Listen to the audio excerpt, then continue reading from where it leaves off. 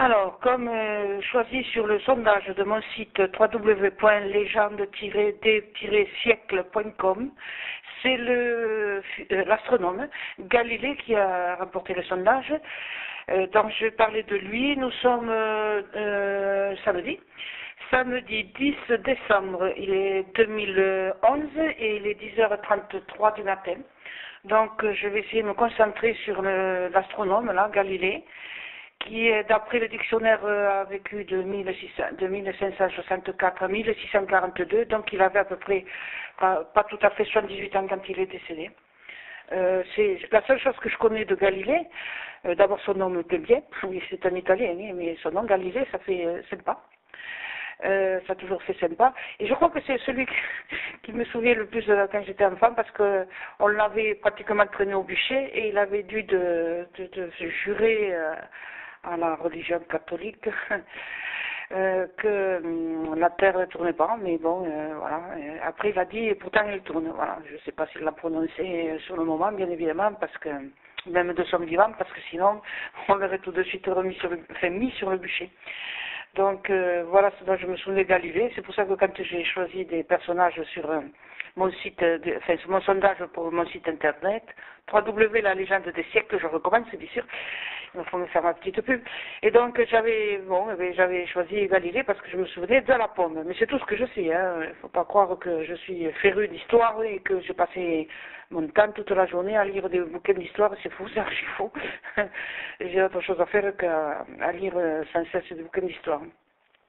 Alors, voyons, j'essaie de me concentrer sur un bon nombre. Par contre, bon, j'ai récupéré sa photo sur Internet, donc je vu un peu sa tête, mais c'est normal, hein, c'est avec les vêtements de l'époque. Alors, qu'est-ce que je dis? Ah oui, entre 1642 et 1564, oui, bon, mais c'est la fin ici, qui c'est qu'il y avait là, ici, en France? Il devait y avoir Henri IV, non? Ouais, un truc comme ça, ou Louis XIII, quoi, à peu près cette époque-là. Là, il a vécu longtemps, oui, le monsieur, quand même. Donc, voyons, alors, j'ai la photo là dans la tête. Et alors, c'est un bonhomme qui passait son temps à regarder les étoiles, là. Il était mathématicien, mais aussi astronome, quoi. Voilà. Il regardait le ciel, les étoiles. Et puis, alors, voyons, je l'imagine, qu'est-ce qu'il fait là? Ah oui, il est habillé, on dirait qu'il a une robe, on dirait Merlin l'Enchanteur, là, comme le dessin animé de Walt Disney, il a une robe. Il fait une chasuble, quoi, voilà. Il y a une grande par-dessus chasuble, là, qui descend jusqu'au noir, et puis il y avait des cols de fourrure, voilà, parce que comme ils ont toujours froid là-bas, ils n'ont pas les chauffages central dans ces années-là, et donc c'est un homme assez frileux. Quel âge a-t-il à peu près là? Je ne sais pas, il est dans un endroit où c'est que il y a plein de bouquins, mais alors c'est une immense, enfin une pièce assez grande, et c'est plein de livres, enfin de vieux livres, quoi. Comme vous imaginez les livres de l'époque, quoi. C'est pas les mêmes livres comme on voit de nos jours, là. C'est pas bien disposé, tout ça. Non, lui, il a tout un tas de bouquins, il a tout un tas d'appareils, il a des tables comme ça, avec des rouleaux, des bouquins, des petits appareils, je sais pas trop à quoi ça sert. Et puis il a inventé, il a un truc pour regarder les étoiles, là.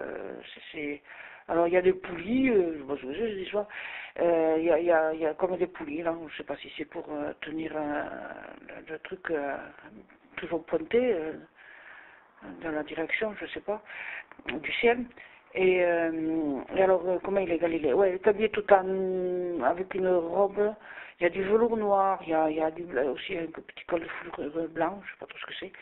Et il est imposant, il a un certain âge, donc quel âge il a là? Il doit avoir 58 ans. Donc, s'il est mort à 78 ans, mais c'est 20 ans avant sa mort. Je ne sais pas où il est par contre.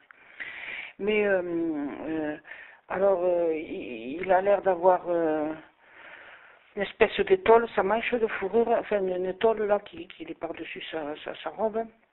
Puis à un moment donné, il pousse, et il y a comme une poche là, il y a quelque chose à la poche, je sais pas.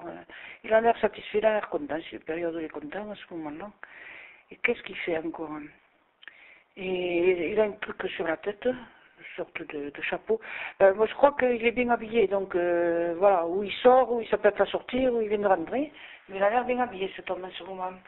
Voilà. Alors, bon, moi, je m'assieds mieux parce que je m'étais trop éloignée, assise éloignée de la chaise. Alors, voyons, pour me concentrer, je m'appuie sur ma table. Alors, Galilée, je sais quoi son prénom, je ne sais rien. C'est un nom italien, de toute façon. Avec un J ou un truc comme ça. Giovanni, enfin, c'est pas grave. Et alors, cette fois-là, il a l'air satisfait, pardon, il a l'air content. Et il a quelque chose, une sorte de toute petite poche avec quelque chose dedans, je ne sais pas trop ce que c'est. Et il tapote la poche là de l'air satisfait. Et il a des rouleaux sous les bras, là, des rouleaux, comme des parchemins, des rouleaux. Ou des plans, je ne sais pas trop ce que c'est. Et qu'est-ce qu'il fait là? Et donc, on dirait qu'il... oui, non, je sais pas, je suis incapable de dire si ça me va quelque part ou s'il revient par contre. Hein. Alors, qu'est-ce qu'il fait là? Ah oui, alors là c'est un bleu nuit, il est habillé sorte de bleu nuit, une sorte de bleu nuit, mais quand il est chez lui, eh ben, c'est plutôt un long manteau noir qui se met là, hein, voilà, une houppelande de manteau noir, quoi, voilà, ample aussi. Et puis là, il arrive sur la tête, il n'a pas de chapeau ni rien, donc on voit ses cheveux pratiquement blancs, quoi. Hein.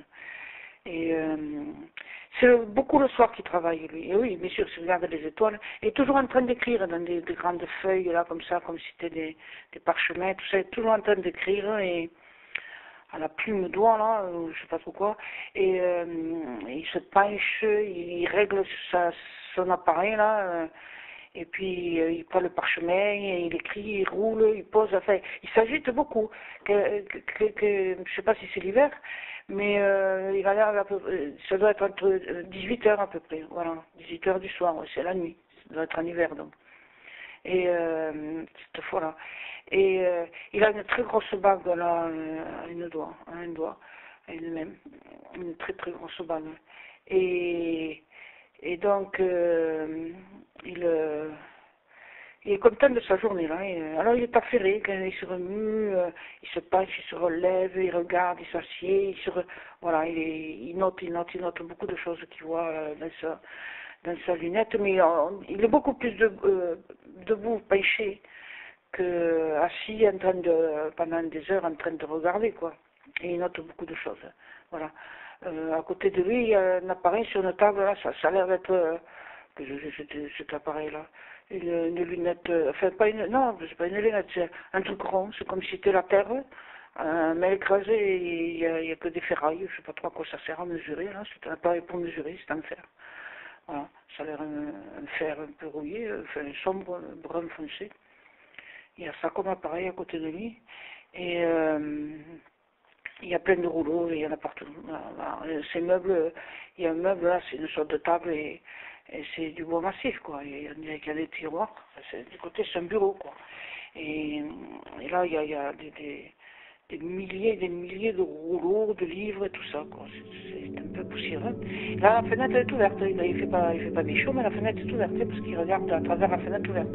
Alors, pourquoi il s'habille autant? Parce que les nuits sont froides, là, si c'est en hiver. Et c'est une fenêtre très haute, hein, étroite et très haute. Hein. Voilà, c'est ouvert. Et il essaye de regarder. Bon, il y a des nuages, bien sûr, qui le gênent un peu. Voilà, et puis il regarde comme ça, l'œil nu, il mesure, il met ses mains sur les yeux, il revient, il écrit avec comment dire, fièvre, quoi. Il écrit, ça roule partout, tous ses parchemins. Et voilà, il a l'air tout affairé, là, et combien de temps ça dure, je sais pas, il s'est mis, ça doit être 18 heures, mais à 20 heures, à 22 heures, il est encore, hein, voilà, sans arrêt, comme ça. Il y a un chien dans un coin noir, je sais pas si c'est un lévrier, il y a un chien dans un coin.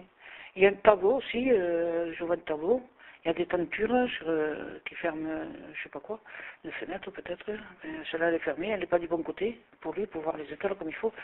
Donc il y a une teinture rouge sombre, et à côté il y a un grand portrait là, un grand tableau. Ça représente quoi ce tableau? Un tableau c'est une femme, une grande peinture, c'est une femme, mais je ne sais pas qui c'est la femme. Et elle était tenue en tout cas, elle est en train elle a une sorte de rose, et la main elle tient une rose, une seule unique rose. Elle a les mains croisées sur le ventre, elle tient une rose. Je sais pas qui c'est cette femme. Et, mais c'est quelqu'un qui aime lire. Cette femme, c'est une savante. Enfin, voilà, elle sait lire, cette femme. Et de la connaître, bon, voilà, il y a un grand tableau d'elle, comme ça. Elle doit faire 1,20 m de hauteur, et la peinture, elle est très très très grande, encadrée, dans un cadre très travaillé, ouais, doré, un truc comme ça, pas vraiment doré, une couleur comme ça, quoi. Et donc, qu'est-ce qu'il fait là? Et ben, toujours pareil, en train de noter, toujours... alors, un grand mur d'étagères, là, avec beaucoup de livres, de trucs, là, des livres, des plans et des manuscrits, enfin, des choses qui sont posées comme ça un peu partout. Il y a une cheminée, avec une immense cheminée, elle est grande, cette cheminée. Et avec beaucoup de choses qui brûlent et qui crépitent, quoi, voilà. Et il faut la chaleur, bien sûr, avec les fenêtres ouvertes, il faut bien qu'il ait sur le feu. Mais c'est éteint, quoi, il n'y a que le feu qui éclaire pratiquement la pièce. Et puis, quand il a un tout petit lumignon là, qu'il met à côté là pour écrire, là, pour pouvoir voir ce qu'il fait. Il y a quand même la lune éclaire, donc il voit un peu avec la lueur de la lune, quoi. C'est des gens qui étaient habitués à y voir sans une grande lumière, contrairement à nous. Si on n'a pas d'électricité, on est perdu dans une pièce. Et donc, voilà, il note. Où est-il? Impossible, il est impossible de savoir où c'est. Il y a juste des nuages qui passent devant la lune et qui lâchent un peu le ciel. Mais les toits, je ne sais pas aussi à quel endroit ça se trouve. C'est une fenêtre toute haute. La salle est haute, hein, c'est une salle très haute. Voilà, c'est pas 3 mètres ou 4 mètres, facile. Et la fenêtre est très haute. Et il y a une petite encoignure là pour la fenêtre, un renforcement, une encoignure, parce il y aurait le sol n'est pas égal, quoi. C'est comme s'il y avait un petit, comment dire, c'est quoi là devant la fenêtre là, il y a une encoignure et puis en bas, voilà, la fenêtre c'est comme si elle était dans une niche et par contre en bas ça dépasse là, enfin le ciment ou je sais pas quoi là, voilà. Le mur est pas plat, quoi, voilà. L'encoignure, le mur est fait un peu arrondi, en dessous de la fenêtre. Bon, d'accord. C'est pas comme maintenant, quoi, voilà, c'est sûr. Et alors, qu'est-ce qu'il fait là? Qu'est-ce qu'il cherche là? Alors, il relie des choses là, à côté du feu, non, pas à côté du feu, à côté de la lune, de la lumière de la lune, il lit des choses et il compare avec ce qu'il a vu. Et il n'est pas trop, c'est un homme qui doit faire 1,78 par là, à peu près, ouais, pas petit, mais assez grand pour l'époque, quoi, pour son âge. Et là, il est pas trop gros, il a juste du ventre, quoi. C'est pas un homme épais et gras, il a juste un bon bidon. Et qu'est-ce qu'il fait là? Là, il réfléchit, là, voilà. Il écrit, il lit, il réfléchit, il tapote là, comme s'il tapotait le manuscrit sur une main, il tapote, il réfléchit, et qu'est-ce qu'il va écrire? Non, je ne sais pas ce qu'il fait. Il y a des odeurs comme s'il brûlait des parfums. On dirait qu'il y a un parfum, comme s'il brûlait des parfums, ou de l'incense, il y a une odeur comme ça un peu. Et le chien, c'est comme un lévrier tout noir, tout là, il est allongé, et puis bon, voilà, un coup il met la tête sur les pattes, un coup il lève la tête, il regarde, et puis bon, c'est un chien assez jeune, je pense, enfin, moyennement, quoi. Ni un petit chiot, ni un vieux chien, c'est un chien d'adulte, tout juste. Et alors, qu'est-ce qu'il fait encore? Oui, mais bon, je le vois travailler, c'est tout, c'est pas... il doit faire partie d'un ordre de quelque chose, parce qu'on dirait, je dirais qu'il a un cercle, une créole à l'oreille, et quand je vois ça, ça me fait penser qu'il fait partie d'un regroupement ou d'une association, de je ne sais pas quoi.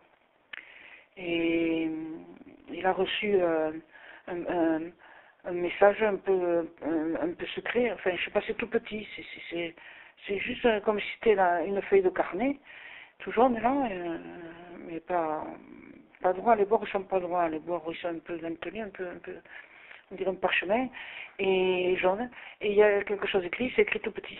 Et je sais pas, il doit y avoir, c'est écrit petit, mais serré quand même, il doit y avoir, je sais pas combien de lignes, mais il a reçu ça. C'est un truc qu'ils se font passer entre eux, là, les scientifiques de l'époque, quoi. Ça, il a reçu ça, et qui est là-dedans, et qui lui dit qu'il faut aller quelque part, voilà. C'est comme si c'était une réunion, une convocation. Et je sais pas si c'est le même jour, enfin soir que je commençais à décrire, là, quand il fait une de ses observations. Mais il a reçu ça, un petit truc qui doit faire 12 centimètres de large et une vingtaine de hauteur.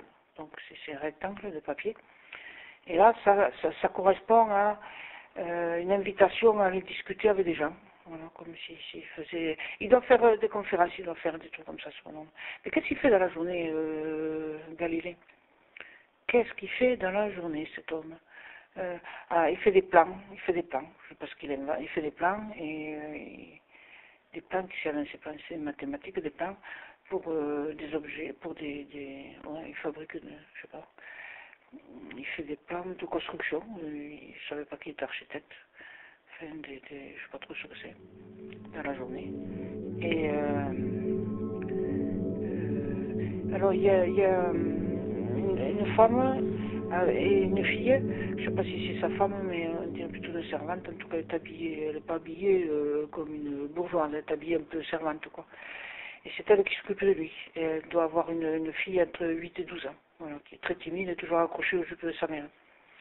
Et cette femme, ça doit être la femme de service, quoi, qui doit le servir, de faire un repas, raviver le feu et tout ça, quoi. Voilà, on s'occupe de lui, cette femme.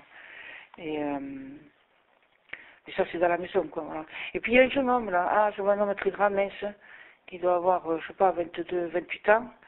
Et ça doit être royal, celui-là, enfin, un homme qui a du moyen. Et il est habillé tout en bleu, lui, il a du satin bleu foncé, hein.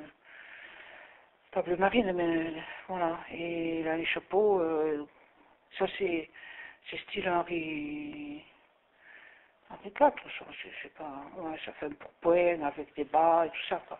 Ça va être quelqu'un d'important qui a des moyens, et qui s'y veut faire, celui-là. Et puis, Galilée, il doit être peut-être protégé par cet homme-là, quoi. Je sais pas trop qui c'est ce personnage. Il a toujours le chapeau sur la tête, je peux même pas voir la couleur des cheveux, on dirait qu'il est brun. Mais il est très grand, et puis il prend des ponces, quoi. C'est un homme de la course, je pense. Je ne sais pas si c'est un duc ou un prince ou j'en sais rien. Toujours été que cet homme vient souvent le voir, accompagné d'un autre, qui est moins jeune, qui doit avoir le double de son âge, à peu près 42 ans par an. Ouais, l'autre, il est plus jeune. Et c'est deux hommes qui viennent souvent voir, l'écouter ou se rendre compte, voilà, le mot c'est ça, c'est se rendre compte de certaines choses, quoi. Voilà. Et cette cheminée est vraiment importante, il y a pratiquement des troncs entiers qui flambent là, c'est des grosses bûches énormes, là, et il est souvent en train de regarder le feu pétiller, Galilée, pour élaborer des thèses et tout ça, avec le tisonnier, le pique-feu, là, il tisonne là-dedans, il caresse son chien, là, de temps en temps. Et en fait, c'est pas le chien noir, c'est un autre chien qui est là. C'est des images de toute sa longue vie, ça, tout est mélangé, là. Ouais.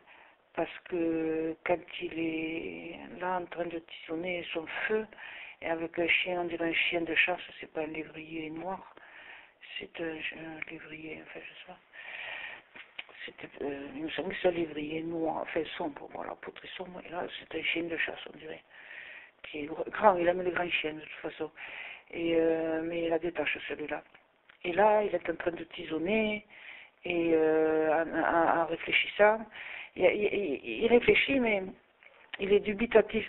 Mais il a reçu une information, une nouvelle qui est pas content, voilà. Et il s'est mis, il s'est dit, encore, qu'est-ce que c'est, ce parchemin qu'il a reçu, je sais pas ce que c'est, qu'il raconte ce parchemin, mais il a l'air fatigué, il a l'air énervé, quoi. Il n'a pas l'air content de ce qu'il a lu dans cette lettre, quoi, dans ce courrier. Et là, il va écrire, et avec sa plume, là, il va s'y mettre, il va écrire, et puis il écrit longtemps, là, hein. Il écrit longtemps, et j'ai l'impression que c'est adressé à quelqu'un d'important, quoi. C'est peut-être celui qui le protège, ou j'en sais rien, parce qu'il y a l'air d'y avoir des aluminures, mais bon, ça veut dire que c'est avec sa plume d'oie, là, il fait des jolies calligraphies, et là, il a l'air de prendre une écriture ampoulée, comme s'il s'adressait à un grand de ce monde, quoi, de nouveau. Voilà. Et mais ça a l'air positif ce qu'il répond, ça a l'air sympa, quoi. Voilà. C'est... Oui, bon, la lettre qu'il avait reçue, qui n'était pas fantastique, c'était peut-être une demande d'explication, quoi. Il a l'air d'expliquer, mais d'expliquer avec emphase et d'expliquer avec simplicité, là, pour que l'autre comprenne, parce que ça n'a pas l'air d'être savant, celui à qui il écrit. Voilà. Et par contre, là maintenant j'en vois deux lettres qu'il reçoit. C'est deux lettres de quelqu'un qui lui dit de se méfier. Et c'est pas gentil, c'est deux infos, enfin c'est deux missives, là, ils sont pas gentils. Il a reçu deux, je ne sais pas si c'est le même jour, mais c'est un personnage austère, c'est quelqu'un qui n'a pas d'antenne, rien. Ça a l'air d'un clerc, ça a l'air d'un écrivain, un universitaire, mais c'est pas les mêmes, c'est pas quelqu'un de sympa pour Galilée. Ça a l'air une mise en garde ou une méfiance. Méfiez-vous, et c'est des menaces presque. Hein, je sais pas,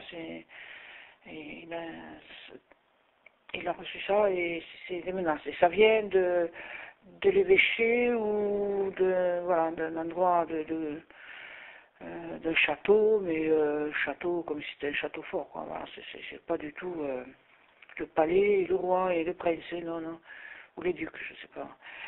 C'est une lettre assez dure, quoi. On le met en garde, hein, attention. Voilà. Et donc, apparemment, il a écrit beaucoup cet homme dans sa vie, il a reçu beaucoup de courriers, il a dû souvent écrire. Et il a beaucoup de relations comme ça, par écrit. Le téléphone n'existait pas, bien sûr. Et donc, je le vois très souvent en train de lire et de répondre. Voilà. Et donc, il a une belle écriture, calligraphie, là, très ample, très roman, quoi. Et ça, c'est pour les gens qui veulent expliquer des choses, quoi. Sinon, quand on l'attaque, bien sûr qu'il écrit moins de fioritures, quoi. C'est moins ampoulé, c'est plus direct, quoi. Et qu'est-ce que je le vois encore, hein. Il a, là je vois de nouveau, il était vraiment passionné par les étoiles, cet homme-là, et par ce qu'il voyait dans le ciel. Hein. Et alors, bien sûr, à l'époque, il y avait les astrologues, là, et tout ça. Hein. Et il a... Tout ce qu'il disait, ça n'avait aucun rapport avec l'astrologie. Hein. C'était des découvertes des étoiles, des planètes. Hein. Parce qu'il y en a qu'on peut voir à l'œil nu, enfin, si on est exercé, quoi, si on est entraîné, si on s'y connaît. Et donc, cet homme, il a beaucoup passé son temps, chaque fois que c'était possible, qu'il était quelque part, il regardait par la fenêtre pour le ciel et les étoiles. Même s'il était occupé à autre chose, il regardait toujours par le ciel, quoi, toutes les étoiles dans le ciel. Et il était vraiment très passionné par ça, quoi, par les étoiles, le ciel. Et il y a une femme, là, hein, il écrivait beaucoup à une femme aussi. Il parlait des étoiles à une femme. Elle lui écrivait des mots d'amour, des mots de femme, quoi, avec du sentiment. Mais c'était qu'une relation épistolaire avec cette femme-là. Je vois que la main de la femme. Je vois que c'est une femme, mais, parce que c'est des mains, quoi, de femmes. Un peu parfumées, avec par moments des fleurs. Et je vois que les mains. Donc, elle lui écrit avec des sentiments de femme, et lui, il regarde souvent les étoiles, mais c'est pas des poèmes d'amour, c'est pas de l'amour qu'il écrit, voilà, c'est de l'explication, c'est comme si c'était un prof qui enseigne à une femme un peu lettrée, quoi. Je sais pas si c'est la même femme que sur le tableau que j'ai vu au début. Mais voilà. Bon. Et mon site là me dit de ne pas faire des fichiers trop longs, alors c'est embêtant, il faut que j'arrête là. Je vais essayer après de reprendre la note, de creuser pour voir pourquoi, qui c'est cette femme et si on peut en savoir un peu plus.